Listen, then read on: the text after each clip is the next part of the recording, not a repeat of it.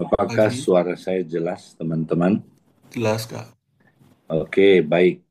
Ya, saudara, kita pagi ini akan dapat equipping. Kita akan belajar kembali, saudara, apa yang menjadi tema kita hari Minggu. Nah, saudara, saya akan sharing untuk mengulang sejenak, walaupun yang kita dapat agak sedikit berbeda dari sisi sistematikanya, tapi saya mau ulang sedikit, saudara, supaya kita kembali bisa mempraktekkannya.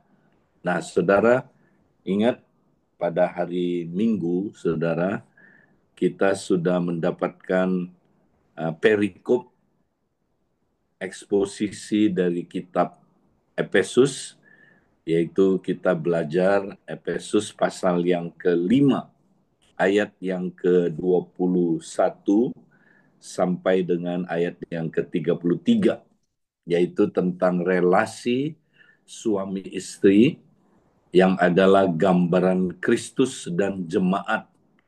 Nah, mari kita sama-sama lihat hari ini, saudara, bagaimana kita mempraktekkan relasi suami istri ini sebagai gambaran Kristus dan jemaat. Nah, ayat kuncinya ada di dalam, saudara, Efesus pasal yang kelima. Kita mau baca ayat 31 sampai ayat yang ke-33. Ya, kita lihat next berikutnya. Nah, rahasia ini besar, tetapi yang aku maksudkan ialah hubungan Kristus dan jemaat.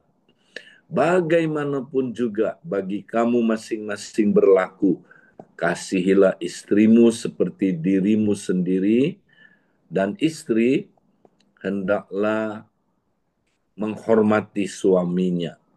Nah, saudara, kita lihat dari ayat ini, saudara, ya, kita mendapatkan informasi bahwa hubungan Kristus dan jemaat itu adalah sebuah rahasia, saudara. Rahasia dari mana? Dari hubungan Kristus dengan jemaat. Jadi hubungan suami istri, saudara, ini bukan temuannya manusia. Ya, hubungan pernikahan itu bukan ya temuannya manusia, tapi itu adalah sebuah rahasia, ya, rahasia yang besar, yaitu, saudara, menjadi gambaran dari hubungan Kristus dan jemaat. Karena itu, saudara, kalau kita mempraktekkan ya hubungan suami istri, ya, yang adalah gambaran hubungan Kristus dan jemaat, maka pernikahan kita akan berhasil. Ya, tapi banyak orang, saudara, mempraktekkan pernikahan ya dari hubungan manusiawi. Makanya banyak pernikahan yang gagal. Nah, saudara, hubungan antar Kristus dan jemaat ini itulah yang disebut hubungan covenant, ya, hubungan perjanjian. Hubungan ini, saudara, hubungan yang luar biasa. Dikatakan bagaimanapun juga, ya, bagaimanapun juga bagi kamu masing-masing berlaku, kasihilah istrimu. Jadi buat suami, bagaimanapun suami ya disuruh mengasihi istrinya. Ya, inilah covenant, saudara. Kasih yang dilakukan oleh suami terhadap istrinya, yaitu adalah kasih yang tidak bersyarat. Kasih bagaimanapun, saudara. Bagaimanapun keadaan kamu, ya istri, aku tetap mengasihi kamu. Ya, kenapa? Karena hubungan suami dengan istri adalah ya gambaran dari hubungan Kristus dengan jemaatnya. Kristus mengasihi jemaatnya bagaimanapun, ya. Walaupun jemaatnya masih ada kelemahan, Kristus mengasihi. Walaupun jemaat, saudara, ya belum sempurna, Kristus mengasihi. Ya, Kristus mengasihi jemaatnya bukan sebagai perasaan, tapi sebagai apa, saudara? Covenant, perjanjian. Kristus telah berjanji mengasihi jemaatnya tidak bersyarat. Apapun keadaan jemaatnya. Bahkan ketika manusia masih berdosa, Kristus sudah, saudaraku, mengambil komitmen untuk mengasihi jemaatnya, mengasihi manusia yang saudara yang waktu itu masih berdosa, bahkan dia memberikan nyawanya kepada jemaatnya, saudara, ya, kepada orang-orang yang akan dia tebus itu. Jadi saudara, ini adalah hubungan yang luar biasa, hubungan bagaimanapun juga, ya. Nah, bagaimana dengan saudara istri? Sama. Istri harus hormat suaminya bagaimanapun juga, ya. Walaupun mungkin suaminya, saudara, berbuat salah, suaminya, saudaraku, ya, belum sempurna, tapi istri disuruh hormat sama suaminya bagaimanapun juga. Seperti apa jemaat, saudara, ya, menghormati Kristus, ya, submit kepada Kristus. Nah, inilah saudara hubungan atau relasi suami istri yang adalah gambaran Kristus dan jemaat. Nah, kita mesti praktek ini, saudara. Kalau kita nggak praktek ini, ya, maka nanti yang kita praktekkan adalah hubungan suami istri yang sudah jatuh ke dalam dosa, ya. Nah, mari kita lihat, saudara, apa hubungan suami istri setelah jatuh ke dalam dosa. Next, ya, kita lihat, saudara, berikutnya. Nah, nanti saudara baca ayat-ayat ini, saudara. Ya, ini kalau saudara baca ayat ini adalah ayat tentang, ya, Tuhan menyatakan kepada Adam dan Hawa setelah mereka jatuh ke dalam dosa. Ya, apa kata Tuhan, ya, kepada Adam dan Hawa, saudara?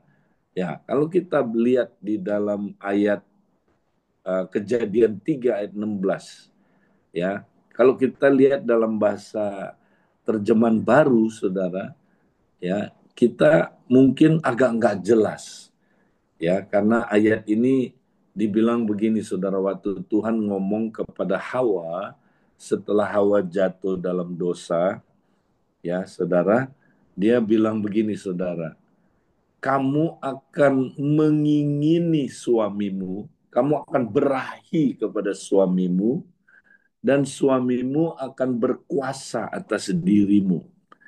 Nah, jadi istri, yaitu Hawa, akan berahi kepada suaminya, dan suami akan berkuasa atas istrinya. Nah, itu kalau kita baca dalam terjemahan baru, agak kurang jelas apa artinya berahi di situ, saudara.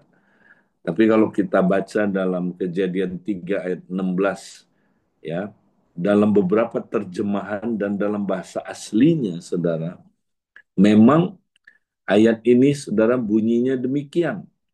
Ya, kalau kita baca, saudara, dalam terjemahan TSI misalnya, ya, kepada perempuan itu Tuhan berkata, aku akan memperbesar penderitaanmu dan kesakitanmu saat bersalin, kamu akan merasa ingin berkuasa atas suamimu, tetapi dialah yang akan berkuasa atasmu.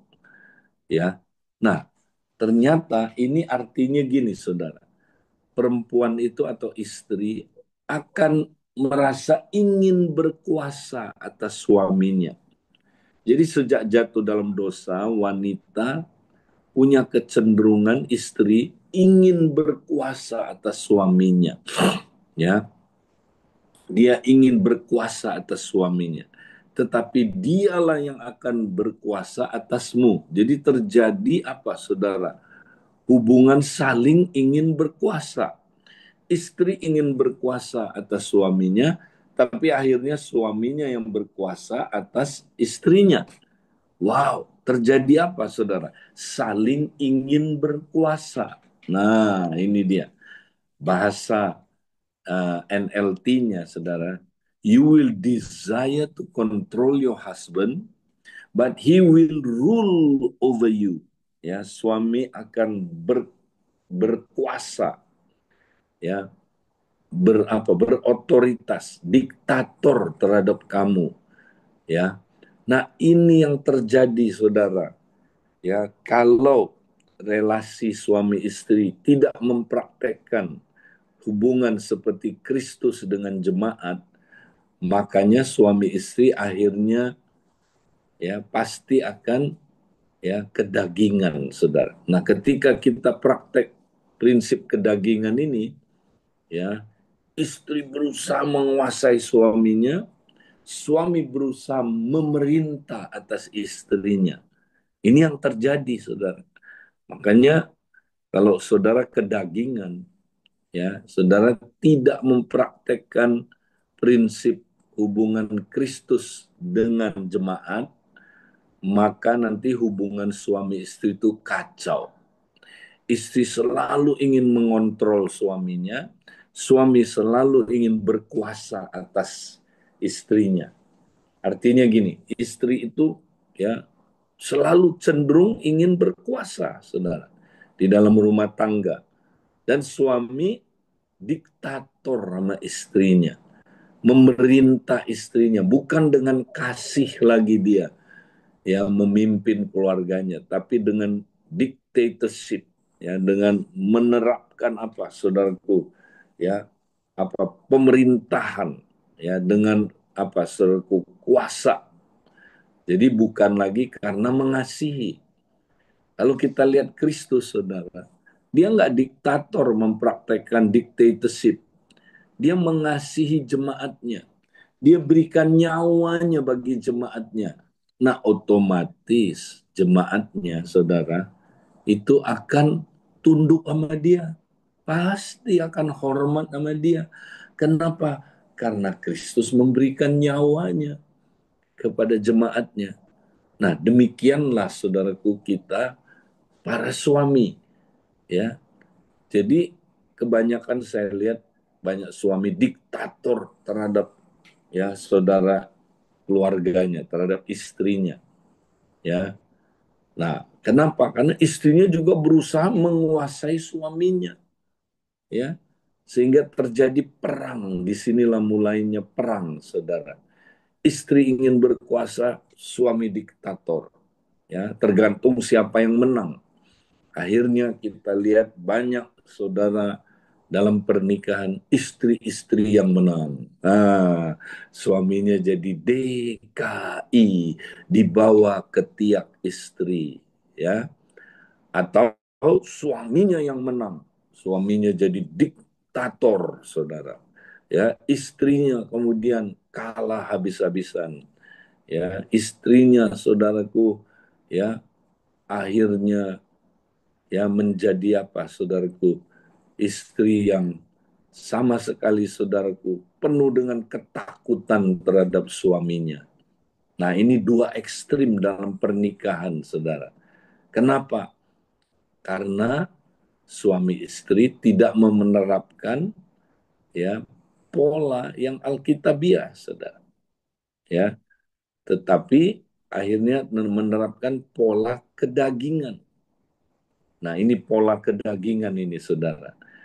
Istri merasa ingin berkuasa atas suaminya, tetapi suaminya yang berkuasa akhirnya atas istrinya. Terjadi pertarungan, perebutan kuasa, saudara. Nah, ini mengerikan. Pernikahan banyak yang kayak begini, saudara. Nah, apa akibatnya kalau kita seperti ini? Next. Nah, kita lihat, saudara, makanya kita lihat setan ya berusaha ya menghancurkan pernikahan lewat hubungan yang demikian, saudara. Ya. Nah, akhirnya kita tahu, saudara, dalam Efesus 6 ayat 10 sampai 12 ya, kita lihat terjadi di mana setan menghancurkan keluarga, saudara. Ya, setan pakai apa, saudara? Ya, pakai kedagingan kita, saudara, untuk menipu kita dan membuat kita, saudara, akhirnya saling melukai. Nah, gawatnya kita ditipu sehingga kita nggak tahu ya bahwa saudara musuh kita sebenarnya bukan darah dan daging ya, tapi musuh kita itu saudara sebenarnya adalah kuasa kegelapan. Tapi dia menipu kita supaya kita percaya ya bahwa musuh kita itu darah dan daging, pasangan kita. Sehingga kita tembak, kita hajar, kita lukai saudara pasangan kita. Ya, masih ingat Craig Hill memberikan ilustrasi ya saudara ketika perang Amerika ya antara tentara Inggris dengan tentara Amerika ya mereka sedang mau berperang tiba-tiba ada penjual senjata ya arm dealer yang menembak salah satu officer ya salah satu pejabat tentara Inggris ditembak. Nah, Inggris berpikir, oh Amerika yang duluan. Maka Inggris mulai ya menembak dan Amerika berpikir kenapa Inggris menembak duluan? Ya, Amerika juga perintahkan tembak. Akhirnya tembak menembak, saudara. Nah, siapa yang ketawa, saudara? Yang ketawa adalah penjual senjata, arm dealer. Ya, demikian juga kita. Saudara. Suami pikir ya istrilah apa musuhnya, saudara. Istri pikir suamilah musuhnya. Ya, kita tembak-tembakan. Tahukah saudara, kita suami istri ya tanpa sadar karena kita tadi praktek kedagingan, saudara, maka kita lewat kedagingan kita saling melukai terus. Ya, suami melukai istri, istri melukai suami, ya. Nah, next kita lihat saudara. Kita lihat berikutnya. Nah, setan menggunakan kedagingan kita untuk saling menyerang, saling melukai. Ya, ini kita bisa lihat saudara di dalam gereja, di dalam saudaraku kehidupan gereja, suami dengan istri saling menyerang, saling melukai. Ya, orang tua dengan anak saling melukai, saling menyakiti, saudara. Ya, sesama teman kompak. Ya, makanya kompak kenapa nggak jalan, saudara? Karena kita tanpa disadari kita saling menyerang, saling melukai, saling menyakiti. Ya, nah kenapa, saudara? Karena kita masih belum sempurna, kita masih punya apa, saudaraku, kedagingan. Ya, nah, walaupun kita udah lahir baru, saudara, seperti dalam Roma pasal 7, walaupun kita udah lahir baru, tapi kita masih punya keinginan daging. Nah, keinginan daging itu, saudara, kalau kita nggak kuasai, ya, maka kita akan seperti Roma pasal 7. Nah, Roma pasal 7 itu apa, saudara? Ya, Alkitab bilang begini, saudara. Ya, Paulus bilang gini, apa yang aku inginkan yang baik, aku tidak lakukan. Di situ Paulus pakai kata aku, ya, dia udah lahir baru, saudara. Apa yang baik yang dia ingin lakukan, dia nggak lakukan. Tapi apa yang jahat, yang dia benci, justru itu yang dia lakukan. Nah, itulah Roma 7, saudara. Roma 7 adalah orang yang, ya, saudara, dia nggak mau berbuat yang jahat, yang dia benci. Tapi justru yang dia lakukan adalah yang itu. Justru yang baik, ya, yang benar, yang dia mau lakukan, dia nggak lakukan. Justru apa yang jahat, yang dia benci, itu yang dia lakukan. Nah, sama juga saudara dengan hubungan suami istri. Suami pada prinsipnya ingin mengasihi istri. Betul, itu perintah buat suami. hai suami-suami, kasihi istrimu. Suami mau mengasihi istri, tapi saudara, apa yang terjadi saudara? Ya, yang terjadi justru sebaliknya. Ya, yang keluar dari suami adalah bukannya dia mengasihi istrinya, tapi dia melukai istrinya, menyakiti istrinya. Nah, itu yang terjadi, saudara. Ya, yang keluar perbuatan daging.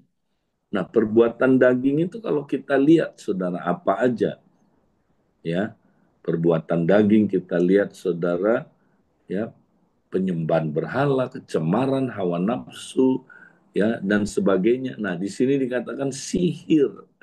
Tuh, sihir, saudara. Ya, seringkali suami dan istri kita sihir-sihiran. Ya, sihir itu adalah menguasai orang lain dengan apa, saudara?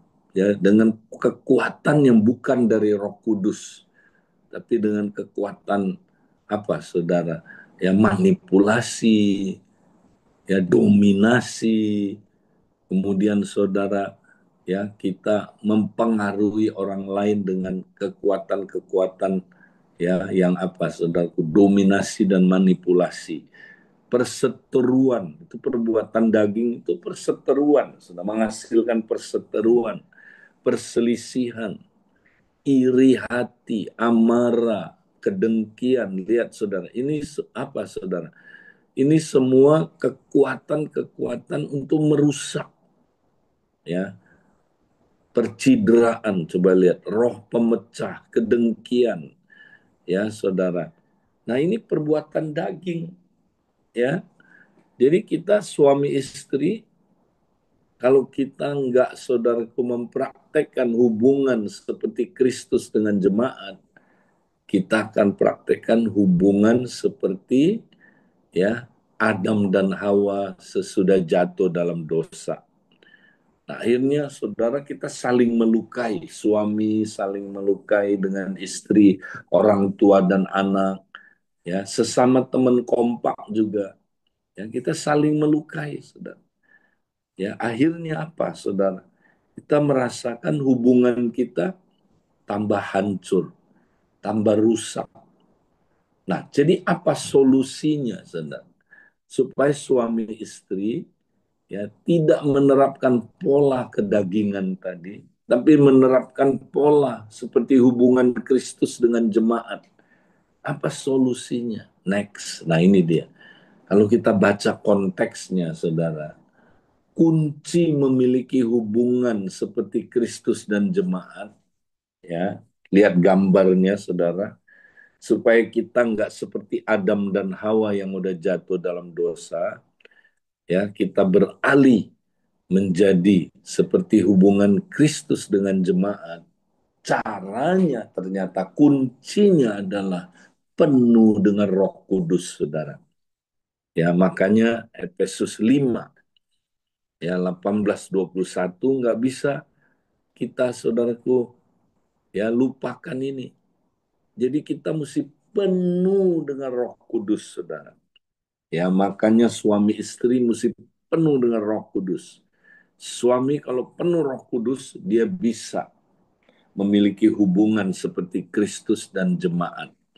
Ya, demikian juga kalau istri penuh Roh Kudus, dia bisa mempraktekkan hubungan seperti Kristus dengan jemaat. Ya. Nah, kenapa? Karena ketika kita penuh Roh Kudus, saudara, menurut ayat ini, ya, maka kita dikontrol oleh Roh sepenuhnya. Penuh Roh itu artinya dikontrol oleh Allah lewat Roh Kudus sepenuhnya. Orang kalau dikontrol oleh Roh, saudara, dagingnya mati, ya, kedagingan kita mati. Makanya ayatnya bilang, berjalanlah dalam Roh, walk in the Spirit, and you will not fulfill the work of the flesh. Kalau kamu penuh dengan Roh Kudus, saudara, kamu nggak bisa, ya, kamu akan mematikan perbuatan-perbuatan daging. Ya, karena orang yang penuh Roh, saudara, dia begitu dikuasai oleh Roh, ya, sehingga apa, saudaraku? Ya, sehingga kedagingannya mati, ya. Dan saudara yang keluar apa, saudara? Kalau orang dipenuhi dengan roh, saudara, wow, yang keluar adalah puji-pujian, ya. Dan dia akan, saudara, ya, menghasilkan puji-pujian, nyanyian syukur, saudara, bersorak, ya. Dan salah satunya, saudara, ayat 21, dia, buahnya adalah dia merendahkan diri seorang kepada yang lain dalam takut akan Tuhan. Ya, makanya kalau orang dikontrol oleh roh, saudara, dia rendah hati, ya, merendahkan diri seorang kepada yang lain. Dia tunduk, ya, kepada seorang akan yang lain karena egonya mati, saudara. Ya, makanya kalau kita penuh roh, ego kita mati, saudara. Nah, kalau ego kita mati, oh gampang, saudara, kita menerapkan hubungan Kristus dengan jemaat. Ya, kalau ego kita mati karena dikontrol oleh Kristus, ya maka kita bisa mengasihi suami, kita bisa mengasihi seperti Kristus mengasihi jemaatnya. Nah, istri kalau dikontrol oleh Kristus lewat Roh Kudus, saudara, dia pasti mati egonya, saudara. Nah, kalau egonya mati, saudara, dia pasti bisa tunduk kepada suaminya seperti jemaat tunduk kepada Kristus. Jadi kuncinya adalah penuh dengan Roh Kudus, saudara. Ya, nah, makanya tiap hari mari kita penuh dengan Roh Kudus. Nah, cuma masalahnya gini, saudara. Kita udah saling melukai cukup dalam. Ya, seringkali kita nggak sadar, kita lupa penuh Roh Kudus, saudaraku, sehingga yang keluar daging. Dan kita banyak saling melukai, saudaraku. Suami melukai istri, ya, dengan tidak mengasihi istrinya, ya, bahkan apa, saudaraku, dia mengontrol istrinya, ya, dia tidak seperti Kristus mengasihi, ya, saudara, jemaatnya. Demikian juga, ya, saudara, istri-istri, ya, melukai suaminya dengan apa, dengan pemberontakannya, ya, dengan tidak submit, ya, dengan tidak apa, saudaraku, hormat sama suaminya, itu melukai suaminya. Nah, kalau kita udah saling melukai, nggak diberesin, saudara, maka hubungan suami istri lama-lama makin jauh, saudara. Ya, makin apa, saudaraku, kering, makin, ya, kehilangan kasih yang mula-mula. Ya, lama-lama, saudara, nggak ada lagi hubungan emosional bonding. Ya, tidak ada lagi, saudara. Ya, bahkan yang bahaya nanti, ya, kalau dia mulai merasa, saudara, ya, kok ngobrol sama perempuan lain kok ada bondingnya, ya, wow, ini bahaya, saudara. Ya, makanya, saudara, kita suami istri, ya, perlu terus, ya, disembuhkan, saudara. Ya, kalau kita udah sempat saling melukai, saudara, saling menyakiti, perlu disembuhkan. Nah, gimana caranya supaya kita sembuh dari luka-luka itu, supaya kita punya hubungan intim dekat lagi, saudara? Nah, makanya praktekkan next, ya, kita mesti praktekkan, saudara, komunikasi dari hati ke hati. Kalau kita dipenuhi Roh Kudus, saudara, kita pasti akan komunikasinya, ya, bergerak, bukan hanya komunikasi di permukaan, tapi komunikasi dari hati ke hati. Ya, ada dua tingkat komunikasi, saudara. Tingkat pertama komunikasi topikal, ya. Nah, ini otak ke otak. Kita sering, saudara, suami istri hanya komunikasi otak ke otak, ya. Makanya, saudara, kita dalam hubungan suami istri, kita nggak makin intim, kita nggak makin dekat. tapi bahkan saudara kita saling melukai, saling menyakiti, ya, tanpa kita sadar. Tapi kalau kita bergerak ke komunikasi tingkat dua, komunikasi hati ke hati, ya, ketika kita dibimbing oleh Roh Kudus, saudara, komunikasi dari hati ke hati, maka saudara, ya, kita akan bondingnya itu terjadi, saudara. Nah, gimana komunikasi hati ke hati? Nah, kemarin Pastor Crick Hill ya sudah menolong kita, saudara, ya di hari Minggu untuk praktek ini, saudara. Ya, praktek apa, saudaraku? Next, 2 pertanyaan, ya, 1 tindakan. Masih ingat, saudaraku? Praktekkan ini terus-terusan di dalam rumah tangga kita. Ya, praktekkan ini terus-terusan antara suami dan istri. Ya, nanti saudara bisa kembangkan, praktekkan ini juga antara saudaraku orang tua dengan anak. Ya, nah, apa itu 2 pertanyaan dan 1 tindakan?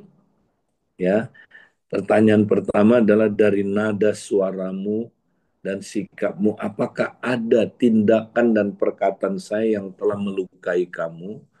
Jadi kita saling tanya, suami istri, ada enggak ya kata-kata saya atau perbuatan saya yang telah melukai kamu? Kalau pasangan kita bilang iya, ada. Nah, pertanyaan yang kedua, dapatkah kamu menjelaskan lebih detail bagaimana tindakan dan perkataan saya telah melukai kamu? Tanya, saudara. Ya, dan tolong suami dengerin atau istri dengerin, ya, tanpa apa, saudara, ya, tanpa kita, saudara, ya, belum apa-apa kita udah nggak aman dulu. Dengerin dengan apa, saudara? Nah, ini dengan penuh Roh Kudus. Ya, coba saudara, kalau orang penuh Roh Kudus, dia empati dengernya, saudara. Ya, kalau orang penuh Roh Kudus itu, saudara, dia, ya, saudara, mendengarkannya dengan hati yang penuh belas kasihan, empati, dengan hati yang rendah. Dia die to self, saudara. Ya, dengerin tanpa penjelasan, dengerin tanpa apa, saudara, ya, klarifikasi dulu, dengerin tanpa mempertahankan, membela diri, dengerin, saudaraku, ya, tanpa kita menyerang yang lain, dengerin dengan, ya, pertolongan Roh Kudus. Coba saudara dengerin dengan hati, sungguh-sungguh. Nanti saudara bisa dengar suara Tuhan. Ya, dari apa yang dia katakan nanti saudara sadar, saya sudah melukai pasangan saya. Saya sudah melukai, ya, anak saya. Saya sudah melukai. Nah, waktu saudara sadar itu udah melukai, apa yang saudara mesti lakukan? Lakukan 1 tindakan. Apa 1 tindakan itu? Minta maaf. Ya, minta maaf karena kita nggak melihat kesalahan dan dosa tersebut. Ya, kita mesti belajar, saudaraku, minta maaf. Dan pasangan kita memaafkan, mengampuni. Ya, kalau kita dua-duanya praktek, satu minta maaf, yang lain memaafkan, wow, terjadi kesembuhan, sudah terjadi pemulihan. Alkitab bilang, saudara, jikalau kita hidup dalam terang, sama seperti dia ada dalam terang. Hidup dalam terang itu hidup terbuka apa adanya, ya. Kita tidak sembunyikan dosa, kita mengakui kalau ada dosa, maka apa yang terjadi? Kita beroleh persekutuan seorang akan yang lain. Dan darah Yesus menyucikan kita dari segala kejahatan. Ya, maka suami istri akan punya hubungan yang dekat sekali. Akan punya koinonia yang luar biasa, saudara. Ya, nah ini, kalau ini terjadi, wow, kita ngalamin sorga di bumi, saudara. Ya, makanya lakukan ini tiap hari. Ya, suami istri praktekkan, next, ya. praktekkan ini ya, doa 6 menit. Masih ingat saudara, Pastor Craig udah ajarin kita. Nah, praktekin ini. Saya sampai hari ini hampir setiap hari. Saya nggak bilang setiap hari, tapi hampir setiap hari saya praktek doa 6 menit ini. Ya, 2 menit mengaku dosa, bertobat dari dosa saling melukai. Tadi itu saling bertanya 2 pertanyaan ya, saudara. Kita terus praktekkan ini, saudara. Dan 2 menit kemudian, saudara, kita mengucap syukur, saling mendoakan. Ya, katanya kalau kita saling mengaku dosa kita dan saling saudara, dan kita saling berdoa, maka kita disembuhkan, saudara. Doa orang benar besar kuasanya. Ya, 2 menit yang ketiga adalah saling memberkati, saudara. Biasanya saya tutup dengan doa Bapak kami, ya, dengan istri saya. Nah, kami praktekkan ini, saudara. Ini penolong yang membuat kita, saudaraku, bisa dicegah dari apa, saudara? Dari perceraian. Ingat, saudara, ya, kalau Anda tidak berdoa sama-sama dalam pernikahan Anda, kemungkinan perceraian yang terjadi bisa terjadi adalah kalau di Amerika sampai 50%, ya. Tapi orang yang saudara berdoa tiap hari, saudara, ya, terus bersama-sama, itu menunjukkan kemungkinan perceraiannya kecil sekali, saudara. Ya, itu kurang dari 3%. Ya, tapi kalau saudara nggak berdoa sama-sama, kemungkinan perceraiannya tinggi sekali. Ya, makanya saudara, mari kita praktek terus ya. Doa 6 menit, saling mengaku dosa terus. Ya, saling kita bertobat dari dosa saling melukai. Tiap hari saling bertanya 2 pertanyaan ini, praktekkan 2 pertanyaan dan 1 tindakan ini tiap hari. Lihat kalau keluarga saudara nggak dipulihkan, lihat kalau nggak pernikahan saudara dipulihkan, ya. Jadi mari saudara ya, saya dorong semua suami istri praktekkan ini, ya. Nah, nanti kalau saudara suami istri udah praktek ini, ya, tiap hari doa 6 menit ini, maka saudara nanti lakukan dengan anak. Nah, minggu depan kita akan lanjut, ya, Michael Tian yang akan banyak nanti membahas ini bagaimana hubungan keluarga. Nah, mari saudaraku, kita mau terus praktekkan, saudaraku, hubungan covenant, ya, antara suami dan istri adalah seperti hubungan Kristus dengan jemaat. Tuhan memberkati. Ya, saudara, itu yang saya mau sampaikan. Saya dari Bali. Doakan ya, kami akan ada ya training di gereja-gereja Bali Partnership yang mau belajar juga ya tentang bagaimana kita menjadi gereja masa depan yang luar biasa, gereja keluarga. Tuhan memberkati. Saya mohon diri dulu karena waktu tidak ada kesempatan untuk tanya jawab. Saya serahkan kembali ke teman-teman yang bertugas. Tuhan berkati. Ya, Kak Edi, terima kasih ya. Oke, Tuhan berkati. Ya, oke. Jadi hari ini kita sudahi mesbah pagi hari ini, dan biarlah apa yang tadi disampaikan Kak Edi juga bisa jadi bagian buat hidup kita hari ini. Kita mau renungkan, kita mau doakan terus. Oke, sampai ketemu besok. Tuhan berkati. God bless you.